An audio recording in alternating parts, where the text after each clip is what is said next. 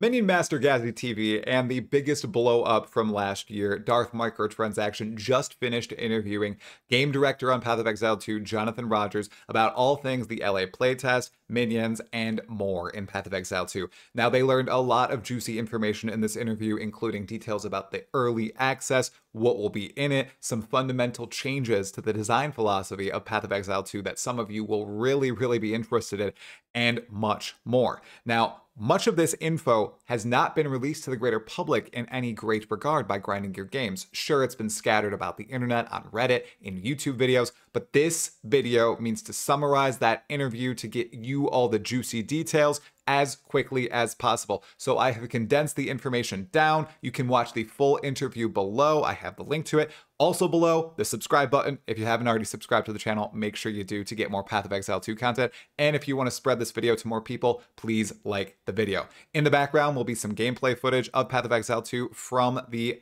gameplay event. And without further ado, let's just get right into the recap. We've got 28 questions to go over. Timestamps are also below. Question 1. What will be improved based on the event feedback?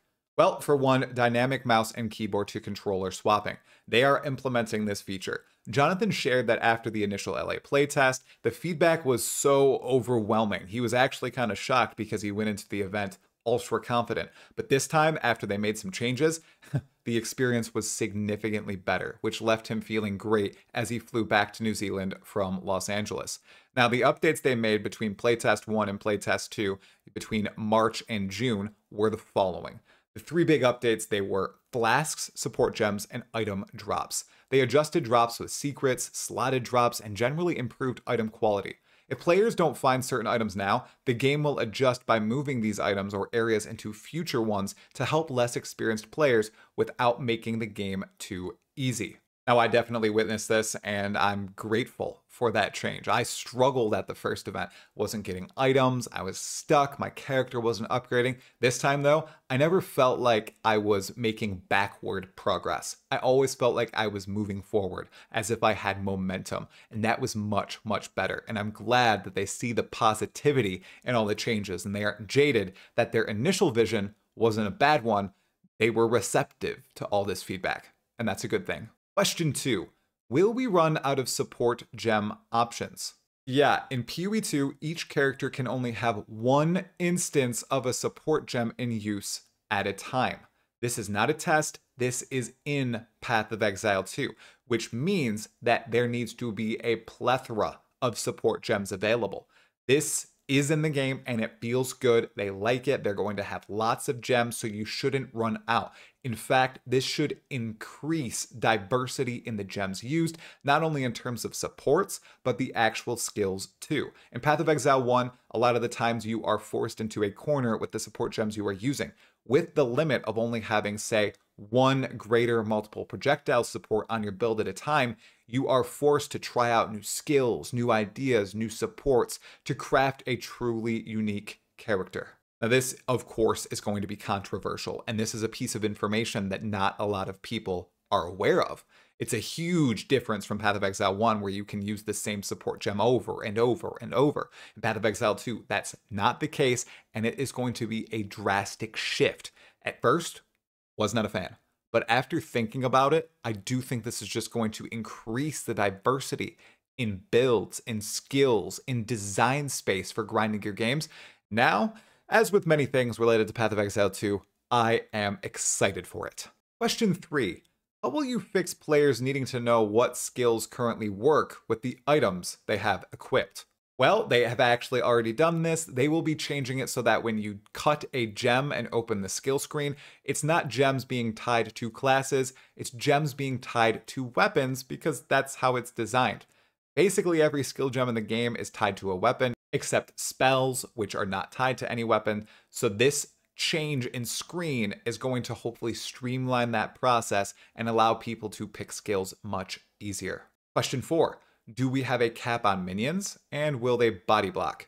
Well, for the cap on minions, there is no inherent one besides Spirit. In the endgame, you can expect to have about 20 permanent minions, but you can have more if you invest highly in getting those numbers up, and you can have the non-permanent minions too. So I'm thinking we can have 60, 70 minions at once. Or maybe that's too insane, but that's just what I'm picturing when he says that. And I'm body blocking. Minions used to have formations, but it didn't feel right, in which this did happen. It felt very janky. They removed formations, making it feel much better. So right now, minions cannot body block players, but they can block each other. And this helps the flow of combat. It helps the battlefield feel much more dynamic and correct. And Jonathan is a big fan of it. Question 5. Can you have multiple Spectre skills on the same character? Yes, you can have as many Spectre skills as you want. You cannot Spectre bosses, but you can have as many Specters as you can fit on that character. Remember, we cannot use multiples of support gems in Path of Exile 2 now, but we can use multiples of skill gems. There is a difference. I don't know about meta gems. We'll have to talk about meta gems at a different time. Question 6. How does Minion AI work in PoE 2? Unlike in Path of Exile 1, there are no gems, support gems, that edit AI of minions in Path of Exile 2. Instead, the AI of the minion is just the AI of the minion. However, they are open to making some AI changes via support gems, as is currently in Path of Exile 1. However, Jonathan does like the way it currently is. Question 7. Will all classes be available in early access? Nope, not all classes will be available, but all archetypes will be covered. Yeah, so Trevor kind of let it out a few days before. Jonathan didn't really mention that interview at all in this interview, but Trevor, the console game director, said, yep, they're aiming for 8 classes in early access, and early access is aimed to launch in November of this year. Now, the 8 classes that they plan on having are the Monk, the Witch, the Druid, the Warrior, the Huntress, the Ranger, the Sorceress, and what is class number 8? There's an 8th class in there, and my mind is malfunctioning right now, and I can't actually think of what class I am missing. I just looked it up. It was the Mercenary. The Mercenary. I think those 8 classes are the classes they've revealed. Those are probably the 8 that will launch with early access. The other 4 will be added throughout early access in the lead up to the actual launch of the game. And that's not the only early access question. There are quite a few more, so stay tuned. Or just take a look at the timestamps below. Question 8. How will you cater to big minion playstyles? Well, they have plans for this, but they cannot discuss it yet. And by plans, they mean a class has this already. They just haven't showcased the class yet. So speculation begins. I think this is probably the Templar with a big angelic sort of minion. Maybe it's the Druid with a big summonable bear. Maybe it's golems in some form, a different form than Path of Exile 1. Instead of summoning lots of little golems, you can summon a big golem. Maybe something else. We'll have to see. Question 9. Do you prefer a linear campaign or an exploration-focused approach? Well, in Path of Exile 2, there is a lot of variability alongside the linear story. The further you get, the more optional content becomes available. Act 2 allows branching paths, and the world map is random as well, with each league having its own random seed. Additionally, once you complete one path in the acts, the other paths will level up. Now, this is not dynamic scaling. This is simply leveling up the other paths when you complete one area. Say in Act 4, where there are a bunch of islands, you can choose which islands to complete in whatever order you would like. You complete Island 1, and then Islands 2, 3, 4, and 5 go up in a level. You complete Island 4, and then Islands 2, 3, and 5 go up a level again. That's how it works. It's not dynamic scaling. It just makes sure that the world that you have not encountered yet is still a challenge when you do encounter it. As you could probably tell with how I worded that response from Jonathan, a little bit of formation in the words, I'm not a fan of dynamic scaling. Question 10. Are all gems or links white? Yes, they removed colored sockets and colors from gems as they weren't adding anything to Path of Exile 2. Only attribute requirements remain, which improved the feel of the game greatly.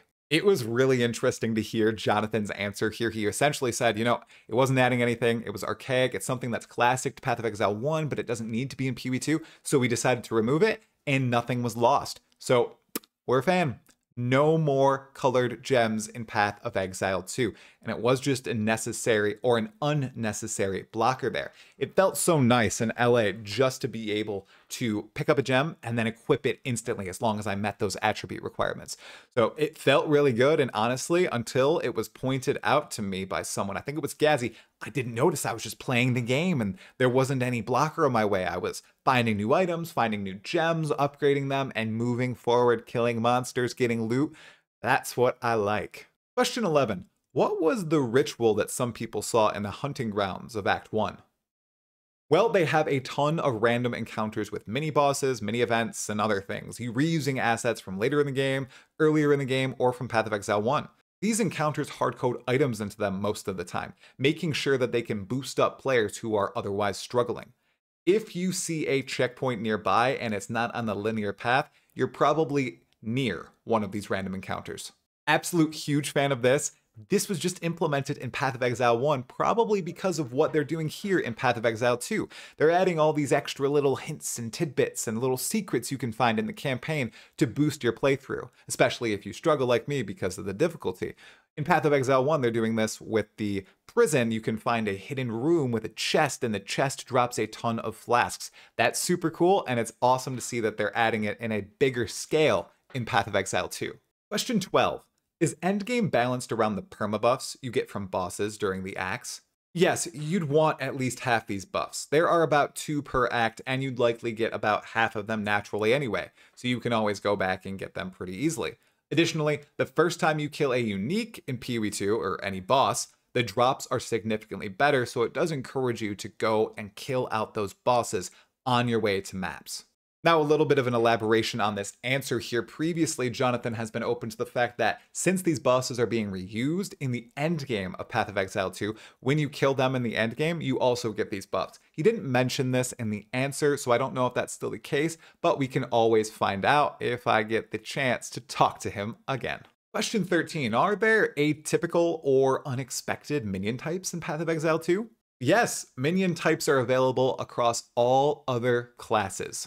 I mean, Jonathan, what? There are minion types? He had to be exaggerating. He had to be pulling a talkative try there. There's no way that every class is going to have some sort of minion type associated with, or a minion skill associated with it. Right, Jonathan? Right? Question 14. Will MTX from PoE1 carry over to PoE2?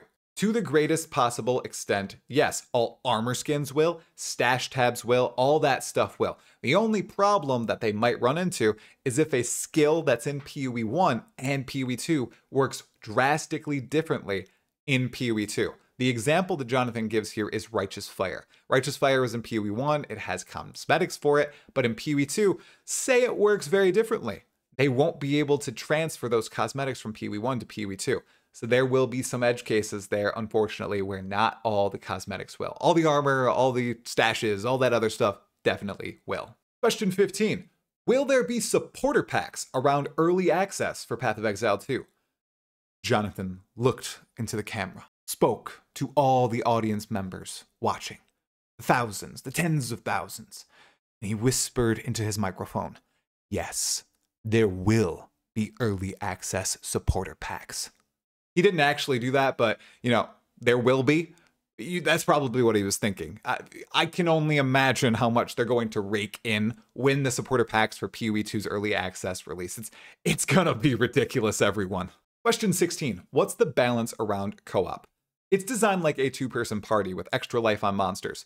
Additionally, the only other change is that 13% or so more items drop, and they are only crucial ones. It's not more weapons, it's more jewelry, it's more currency.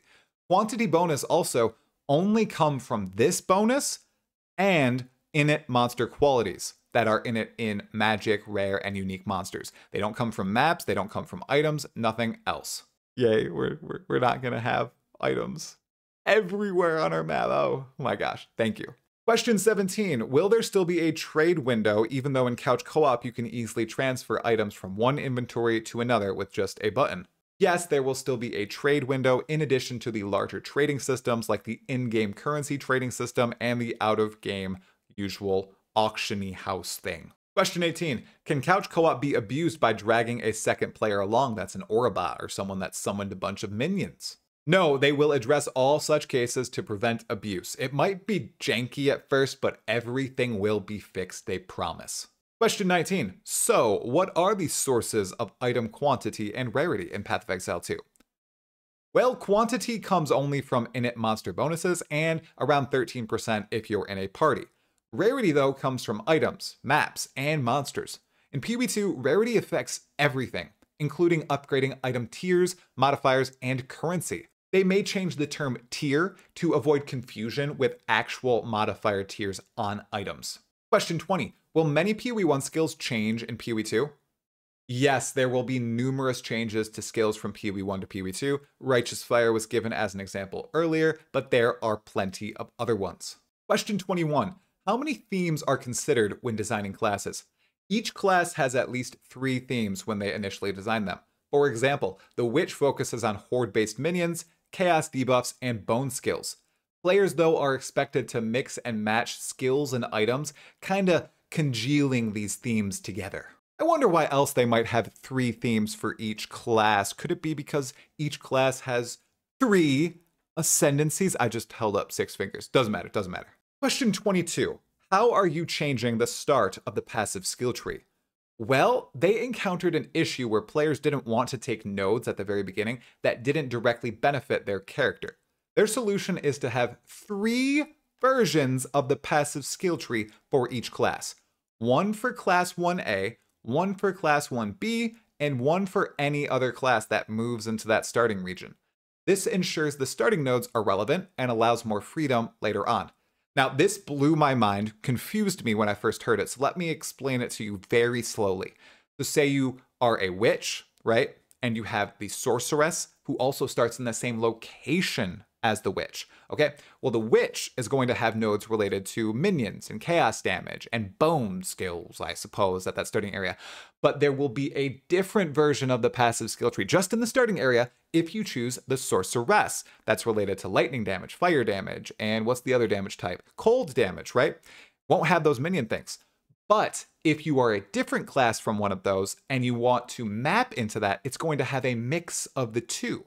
Right? So now there are going to be, what is it? Is it 18 variations of the passive skill tree? There are going to be a lot of different variations of the passive skill tree now, but it's only going to be in those starting areas, okay? To ensure that when you start off, you're always having the best possible experience and getting nodes that apply directly to how your character should start.